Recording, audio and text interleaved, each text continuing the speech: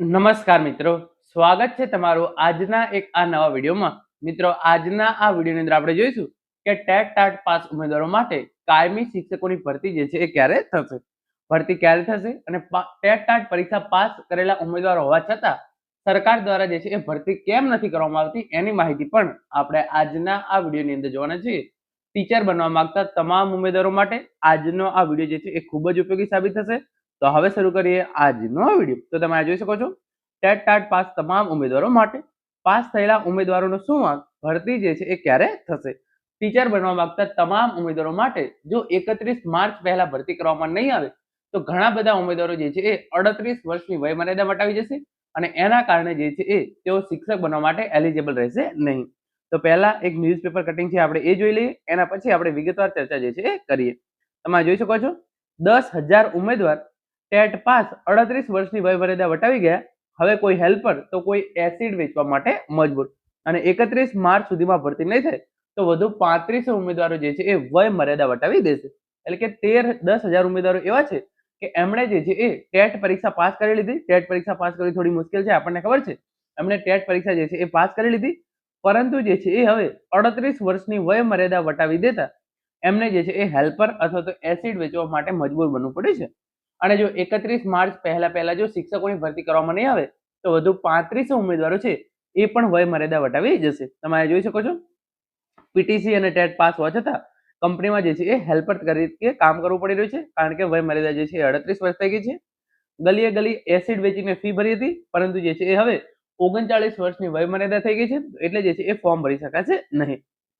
જો 31મી માર્ચ સુધીમાં ભરતી નહીં થાય તો એમને જે છે એ 70.90% મેરિટ હોવા છતાં જે છે એ શિક્ષક બની શકશે નહીં, કારણ કે એમણે જે છે 31મી માર્ચે જે છે એ છેલ્લું વર્ષ એટલે કે છેલ્લો દિવસ છે. તમે જોઈ શકો છો, આ રીતે જે છે એ તમામ ઇન્ફોર્મેશન આપવામાં આવેલી છે. ટેટ પરીક્ષા પૂરી થઈ ગઈ અને જે છે એ 3 મહિના પૂરા થઈ ગયા હોવા છતાં સરકાર દ્વારા જે છે એ હજુ સુધી ભરતીનું નામ લેવામાં નથી આવતું. એના કારણે મોટા ભાગના ઉમેદવારો જે છે એ વય મર્યાદા વટાવી રહ્યા છે. આગળ પણ જે પ્રમાણે ઇન્ફોર્મેશન છે એ પ્રમાણે તમે જોઈ શકો છો, 10,800 ઉમેદવારો જે છે એ ટેટ પરીક્ષાની અંદર પાસ થયેલા છે.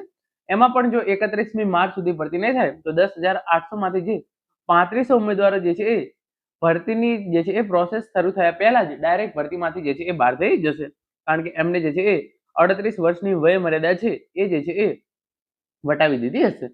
તો આ કિસ્સાની અંદર જે છે એ બે જ શક્યતા છે.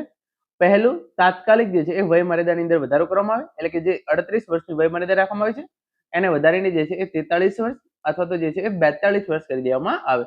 જો આવું કરવામાં આવે તો ઘણા બધા ઉમેદવારોને જે છે એ તક મળે તેવા પૂરેપૂરા ચાન્સીસ છે.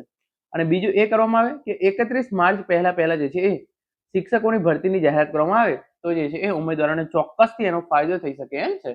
આ બાબતે સરકાર દ્વારા હવે શું નિર્ણય લેવામાં આવે છે એ જોવાનું રહ્યું. બાકી અત્યારના તબક્કે ટેટ 1 ભરતી અંગે કોઈ જ અપડેટ નથી, એટલે કે સરકાર દ્વારા જે છે એ અત્યારે આ ભરતીની જાહેરાત 31 માર્ચ પહેલા કરવામાં આવશે કે કેમ એની હજુ સુધી કોઈ અપડેટ નથી. બીજી આપણે વાત કરીએ વય મર્યાદાની, તો વય મર્યાદા જે છે એ વધારવામાં આવે તેવા જે છે એ થોડા ઘણા ચાન્સીસ બની શકે છે, કારણ કે જો 10,800 માંથી 3500 ઉમેદવારો બાદ થઈ જાય તો જે છે એ શિક્ષક બનવા માટે લાયક ઉમેદવારો વધે નહીં. તો એના કારણે વય મર્યાદાની અંદર જે છે એ છૂટછાટ આપવામાં આવે તેવા પૂરેપૂરા જે છે એ ચાન્સીસ છે.